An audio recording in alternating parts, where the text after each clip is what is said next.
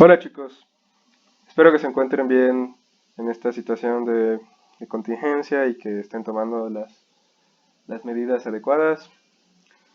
Y bueno, pues en esta ocasión vamos a continuar con la solución de los problemas de esta lista de funciones trigonométricas. Me parece que únicamente nos falta el problema 5, el cual pues viene en varios incisos. Y básicamente lo que hay que hacer es estudiar este sistema de ecuaciones diferenciales. Φ1 y Φ2 son ciertas funciones derivables, de hecho dos veces derivables, podemos sacar dos derivadas de ambas funciones. Y G2 y G1 son ciertas constantes que satisfacen esta desigualdad. Bueno, vamos a ir entonces inciso por inciso. Y el primer inciso únicamente nos pide probar esta identidad de aquí, que realmente es muy fácil. Eh, Únicamente hay que observar lo siguiente, tenemos este sistema. Si multiplicamos la primera ecuación por Φ2 y la primera ecuación por Φ1, obtenemos estas dos nuevas ecuaciones. Y si restamos a la primera, le restamos la segunda, pues obtenemos esto, que es justamente la identidad que nos pide el primer inciso. ¿Sí? Bueno, la única diferencia es que aquí sale menos G2 menos G1 y aquí es más G1 menos G2, pero es exactamente lo mismo. Esta identidad nos va a servir para probar el siguiente inciso, que, pues bueno, si suponemos ahora que Φ1 y Φ2 son positivas en un cierto intervalo a, B, abierto, entonces sucede que esta integral de esta función de aquí, va a ser positiva y eso implica a su vez que este número es positivo. Que bueno, se ve un poco artificial, pero ahorita vamos a ver que pues este número realmente surge por el teorema fundamental del cálculo. Entonces, queremos la integral de esta expresión, que por el inciso anterior, bueno, por esta identidad, esta función φ1 bi'f2 menos φ2 b'f1 es igual a el negativo de esto que está aquí, o sea, g2 menos g1 por φ1 φ2. ¿No? Entonces, integrar esta función es lo mismo que integrar g2 menos g1 por φ1 φ2. O sea, esto de aquí. Estas dos integrales son iguales. ¿Sí? Si suponemos además que φ1 y φ2 son positivas en el intervalo o en el interior del intervalo a, b, y que además, pues, por hipótesis sabíamos que g2 es mayor que g1, pues entonces lo que va a pasar es que este número aquí, g2 menos g1, es un número positivo, y por lo tanto, ese número multiplicado por estas dos funciones, pues es una función positiva en el intervalo a, b. ¿No? Y por lo tanto, la integral de una función positiva y que además es continua, porque pues recordemos que φ1 y φ2 son derivables, en particular son continuas, todo esto es continuo y es positivo, pues entonces su integral también es positiva. ¿Sí? Entonces, si esta integral es positiva, pues esta otra integral también es positiva, que es justo la primera parte del inciso. ¿Sí? La segunda parte es únicamente aplicar el teorema fundamental del cálculo. ¿Y cómo lo aplicamos? Pues necesitamos encontrar una función que al derivarla me dé esto de aquí. Para ello vamos a considerar esta función f mayúscula igual a φ1' φ2 menos φ1 φ2'. Si derivamos esta función, pues me va a quedar la derivada de esto menos la derivada de esto otro. Y a su vez la derivada de este producto, pues por la regla de Leibniz o la regla de producto, pues es la derivada de la primera, que sería φ1 b', multiplicada por la segunda, φ2, más la primera, φ1', multiplicada por la derivada de la segunda, o sea, φ2'. Análogamente lo hacemos de este lado y nos queda esto. Y entonces la derivada de f mayúscula es esto menos esto otro. Y observamos que esta parte de aquí se puede cancelar con esta otra. Y únicamente nos queda φ1 b' φ2 menos φ1 φ2 b', o sea, esto de aquí. Que si se dan cuenta, es esto que estábamos integrando de este lado. De modo que la integral de esta función, pues es la integral de f', ¿no? Porque f' coincide con esa función. Pero ahora bien, por el teorema fundamental del cálculo, la derivada de f' no es otra cosa que f evaluada en b evaluada en a, la resta de esos dos números. Que por definición f de b pues va a ser phi1' de b, phi2 de b, menos phi1 de b, phi2' de b. Esto de aquí, esta parte de aquí arriba. Y lo mismo hacemos con a, que es esto de aquí abajo.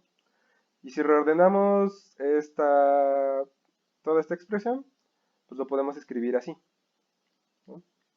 Que justo, si se dan cuenta, esto de aquí es aquello que nos pedían aquí, ¿no? Es la misma expresión. Entonces queremos ver que esa expresión es positiva. Pero bueno, esta expresión coincide con la integral de esta función, que en la diapositiva pasada vemos que esta integral es igual a esta otra, que a su vez es positiva. Entonces, por transitividad, toda esta constante es positiva. Y eso nos da ya la segunda parte del segundo inciso. O sea, nos da esto último que queríamos. Bien, estos dos incisos pues son nada más como utilizar propiedades de derivadas, integrales, el teorema fundamental de cálculo, pero ¿cuál es la parte importante de esto? La parte importante de esto es que nos permite analizar los siguientes dos incisos, que me van a decir cierta información como bastante geométrica de estas dos ecuaciones. Bueno, ajá, de este sistema de ecuaciones, ¿no? El inciso 3 nos pide demostrar lo siguiente. En este caso, demostrar que en este caso, eso quiere decir en el caso en el que phi1 y phi2 son funciones positivas en un intervalo, demostrar que con esa hipótesis no puede pasar que tanto phi1 de a como phi1 de b sean 0. ¿Sí? A ver, pensemos, antes de la demostración de esto, pensemos lo que eso significa. Si demostramos este hecho, si demostramos el inciso 3, en particular podemos deducir lo siguiente. Si fuera el caso que phi1 de a y phi1 de b ambos valieran 0, ¿sí? Es decir, si la función phi1 se anulara en ambos extremos de mi intervalo, pues entonces no podríamos estar en el caso en el que tanto phi1 como phi2 son positivas en el interior de ese intervalo. O sea, dicho de otra forma, si phi1 es una función que se anula en los extremos de este intervalo y phi1 es positiva en el interior de ese intervalo, no podría pasar que también phi2 fuera positiva. Phi2 va a tener que en algún momento tener valores negativos o cero, ¿sí? Vaya que si yo tengo un par de funciones que satisfacen este sistema de ecuaciones, ¿sí? No va a poder pasar que, o sea, más bien, si tenemos un sistema de dos funciones que satisfacen este sistema de ecuaciones, lo que va a tener que suceder es que los ceros de phi1 y los ceros de phi2 están alternados. O sea, no puede pasar que phi1 y phi2 tengan un cierto signo en un mismo intervalo, en donde una de ellas se anula en los extremos de dicho intervalo, ¿sí? A fuerza va a pasar que la otra función también se tiene que anular en alguna parte dentro de ese intervalo. Como que los ceros de phi2, o sea, phi2 va a tener que tener ceros, o se va a tener que anular en alguna parte de este intervalo, ¿sí? O sea, como que los puntos donde ambas funciones cortan al eje X están intercalados. Eso es lo que nos está diciendo este problema, o mejor dicho, este inciso, ¿sí? Que luego en el inciso 4 es todavía más general. Va a suceder que estas dos ecuaciones, o sea, phi1 de a y phi1 de b igual a 0, también va a ser imposible si suponemos que phi1 es positiva y phi2 es negativa, o si suponemos que phi1 es negativa y phi2 es positiva, o si suponemos que phi1 es negativa y phi2 también es negativa en el intervalo AB. O sea, nuevamente lo que les digo, no puede pasar que phi1 se anule en los intervalos de ese intervalo, en en los extremos de ese intervalo, y phi2 al mismo tiempo no tenga ningún cero en el interior de dicho intervalo. O sea, tiene a fuerza que pasar que si phi1 se anula en estos extremos, phi2 tiene que anularse entre esos dos puntos, en algún lugar en el interior de ese intervalo. ¿Sí? No puede ser que tenga siempre el signo positivo o siempre tenga el signo negativo. ¿Sí? En algún momento tiene que cambiar de signo y por lo tanto phi2 tiene que tener algún cero en este intervalo. Eso es lo que nos está diciendo este problema. Que en pocas palabras quiere decir que los ceros de phi1 y los ceros de phi2 van intercalados. Bien. Entonces tenemos esa interpretación en mente. Vamos a ver cómo esto se demuestra. Bien. Supongamos entonces que phi1 se anula en A y en B. Y además estamos suponiendo que pues phi1 es positiva en el interior de ese intervalo, del intervalo AB. Por el inciso anterior, pues ya vimos que esta expresión, bueno, perdón, no esta expresión. Toda esta expresión de aquí es positiva, ¿sí? Pero si suponemos que phi1 de B es 0 y phi1 de A es 0, entonces este lado, o esto que está entre paréntesis, no aparece. Lo que obtenemos es que esta parte, solo lo que está aquí arriba, que sobrevive, es positivo. Es lo que tengo escrito aquí. ¿Sí? Bien. Ahora, como phi1 de x es positiva para cualquier x que yo me tome dentro de este intervalo, en particular vamos a tratar de calcular, utilizando la definición formal, la derivada de phi1 en a. Por definición, eso es el límite de cuando x tiende a a, y podríamos, por ejemplo, tomar a x tendiendo a a por la derecha, de modo que x caiga en este intervalo. Es el límite de esta expresión, phi1 de x menos phi1 de a entre x menos a, este cociente, ¿no? Esa es la definición de la derivada. Ahora bien, phi1 de a, por hipótesis, es 0. Entonces esto de aquí arriba es simplemente phi1 de x entre x menos a. Pero como estamos tomando x que tiende a a por arriba, pues entonces x, conforme voy acercando a, x es mayor que a, de modo que x menos a es positivo. Y phi1 de x también es positivo porque x está en este intervalo y estoy suponiendo que ahí es positivo. Entonces este cociente es un número positivo y entonces el límite de cosas que son positivas pues siempre es algo no negativo. En particular, tengo que la derivada de phi1 en a es no negativa. Y con un proceso análogo, si ahora lo aplico en b y trato de calcular la derivada en b, lo que voy a tener ahora es que la derivada de phi1 en b más bien es no positiva. La razón es que aquí en vez de tener phi1' de b, voy a tener phi1' de... Perdón, en vez de tener phi1' de a, voy a tener phi1' de b. Y aquí pues tengo que cambiar el límite cuando x tiende a b, pero ahora voy a tender a b por la izquierda, o sea, con números que estén en este intervalo, ¿no? Y en ese caso, aquí voy a tener x menos b, va a ser un número negativo porque x es más chico que la b. Imagínense que aquí tengo b. Y aquí arriba voy a tener phi1 de x menos phi1 de b. Phi1 de b nuevamente es 0, entonces eso se simplifica a phi1 de x entre x menos b. Phi1 de x es positivo mientras x menos b es negativo. Y entonces la fracción que me va a aparecer va a ser una fracción negativa.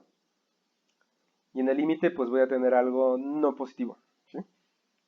Entonces tengo estas dos desigualdades. Phi1' de a es no negativo, phi1' de b es no positivo.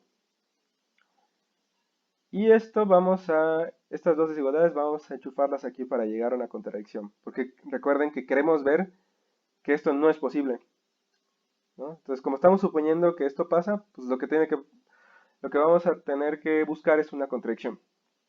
Entonces vamos a ver cómo llegar a esa contradicción. Gráficamente lo que acabamos de probar es esto, que de hecho es bastante intuitivo si pensamos en las hipótesis del problema. El problema me dice que phi1 es positiva, queda por encima del eje x, que es esta recta, entre a y b, estos son a y b, ¿no?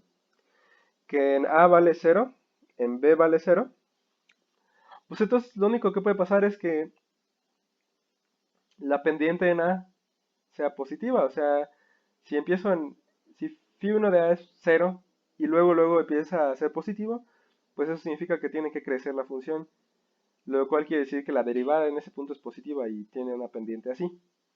Mientras que, pues aquí en medio, quién sabe qué haga, puedo hacer varias cosas. Me mantengo positivo, eso es lo importante. Y luego tengo que descender a B. Y esto de descender, pues significa que la función es decreciente, decrece hasta llegar a cero. Y por lo tanto, la derivada en ese punto tiene que ser de este estilo, tiene que tener pendiente negativa, ¿no? Entonces, esto es geométricamente lo que acabamos de mostrar, ¿sí? Bien, ahora, ¿cómo llegamos a una contradicción? Pues bueno, aquí se me fue... ¿Qué se me fue? Ah, no, está bien esto. Perdón, lapsus brutus. Phi2 de A y Phi2 de B, pues dado que la función, la función Phi2 también es positiva, por hipótesis, ¿no? Y es continua, pues entonces Phi2 de A es el límite de cosas que son positivas cuando nos acercamos a A. Lo mismo Phi2 de B es el límite de cosas positivas cuando nos acercamos a B. Entonces ambos valores, por continuidad, tienen que ser números no negativos, ¿sí? Por continuidad. En particular, ¿qué sucede? Phi1' de A ya vimos que es no negativo, Phi2 de A es no negativo, entonces el producto de esto es no negativo. Mientras que Phi2 de B es no negativo, pero Phi1' de B es no positivo. Si yo multiplico algo no negativo por algo no positivo, o sea, esto de aquí, lo que obtengo es algo no positivo, ¿sí? O sea, menor o igual que 0. Entonces tenemos esta desigualdad. ¿Qué pasa si ahora paso esto restando? Pues digo, aquí tengo un positivo, aquí tengo un negativo. Si al negativo le resto el positivo, pues sigo teniendo algo negativo o menor o igual que 0. Pero, hey, esto ya no puede ser, porque justo esta expresión es la que yo había dicho que era positiva. Y aquí estoy obteniendo que es no positiva. O sea, todo lo contrario. Esto no es posible. Y entonces hemos llegado a una contradicción. Y por lo tanto, no es posible que Phi1 de A y Phi1 de B ambos valgan 0. Con las hipótesis, recuerden, con las hipótesis de que Phi1 y Phi2 sean positivos dentro de mi intervalo, ¿sí? No puede ser esto, porque llegamos a esta contradicción. Va. Veamos entonces ahora el inciso 4, que es pues únicamente extrapolar este argumento. Ahora en los casos en los que Phi1 es positiva, Phi2 es negativa, luego Phi1 es negativa, Phi2 es positiva, y luego el caso en el que tanto Phi1 y Phi2 son negativas. Supongamos nuevamente esto, ¿no? Phi1 de A igual a Phi1 de B igual a 0, pero ahora veamos qué pasa si Phi1 es positiva y Phi2 es negativa dentro del intervalo A, B. Con un argumento similar al que, al que obtuvimos en el inciso 2, porque recuerden que desde el inciso 2 teníamos la hipótesis Phi1 positiva y Phi2 positiva. Aquí tenemos este cambio. Pero bueno, usando un argumento exactamente igual o análogo, ahora obtenemos que esta expresión va a ser negativa. Hace rato teníamos que era positiva, ahora vamos a tener que es negativa. También podemos ver que las derivadas de Phi1 en A y en B satisfacen esta desigualdad, ¿no? Mientras que Phi2 de A y Phi2 de B por continuidad, dado que Phi2 es negativa, estos son no positivos. Y entonces si multiplicamos Phi1' de A por Phi2 de A, pues es un número no negativo por un número no positivo, me da un número no positivo. Mientras que Phi1' de B por Phi2 de B, pues es el producto de dos números no positivos, menores o iguales que 0. Entonces el producto es mayor o igual que 0, por la regla de los signos. Paso restando y obtengo esta desigualdad. Esto es no negativo, pero ya habíamos dicho que era negativo. Entonces eso es una contradicción, ¿sí? Mismo argumento, llegamos a una contradicción en el signo de esta cantidad. Algo análogo sucede si ahora supongo que φ1 es negativa, φ2 es positiva? Obtengo que ahora esta expresión nuevamente es negativa. Obtengo que las derivadas en a y en b de φ1 tienen estos signos, mientras que φ2a y φ2b tienen estos signos. Multiplicamos, pasamos restando, y nuevamente llegamos a una contradicción. Aquí teníamos que esta expresión era negativa, aquí tenemos que es no negativa. Eso es absurdo. Y eso pues ya termina este casito. Y el último caso pues ahora es suponer que φ1 es negativa y φ2 también es negativa. Nuevamente la misma cosa. Analizamos el signo de esta expresión. Vemos que esta expresión es positiva, que las derivadas de φ1 en a y en b tienen estos signos, mientras que φ2 en a y en b tienen estos signos. Multiplicamos y obtenemos esto, restamos y obtenemos esto. Y entonces esta cosa tiene signo pues no positivo, pero también tenía signo positivo, lo cual es absurdo, es una contradicción. Y ya, eso termina pues los casos restantes, ¿no? Y eso nos da el inciso 4. Entonces nuevamente les insisto mucho en el significado geométrico de esto. Si yo tengo una función φ1 que tiene un cierto signo dentro de un intervalo, o mejor dicho, si quieren pueden pensarlo así, si yo tengo dos ceros consecutivos, aquí tengo un 0 en A y un 0 en B, y entre esos dos ceros pues la función tiene un cierto signo, pues resulta que la otra función φ2 no puede tener un cierto signo constante, no puede quedar por encima del eje X siempre, no puede quedar por debajo del eje X siempre, ¿sí? Y en algún momento va a tener que cortar por aquí, va a tener que tener un 0 entre estos dos, ¿no? Ese es el significado de este problema. Y bueno, pues eso sería todo por hoy, la solución del problema 5. Y pues bueno, próximamente continuaremos con las soluciones de los problemas de las siguientes listas. Por el momento es todo y pues muchas gracias.